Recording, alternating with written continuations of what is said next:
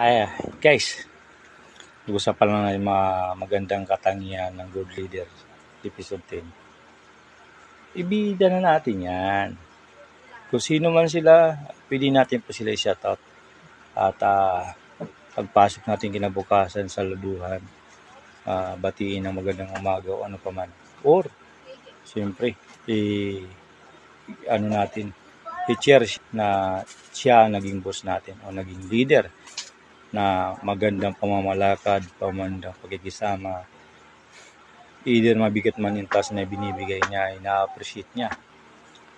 Saludo po tayo dun sa mga good leader na hindi pa nakikita o nakikilala ng ating mga kasamahan sa trabaho o leader sa buong Pilipinas. Kasi guys, yan ang mga good leader na dapat natin iduluhin, di ba?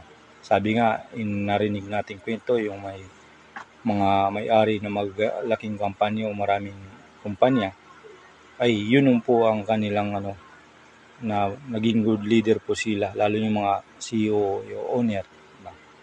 Yun po sana lahat. Hindi ibig sabihin may kakayahan o mayaman tayo ay hindi na po natin kaya maging good leader. Kaya saludo po ako sa inyo. Sino po kayo? Maraming salamat po.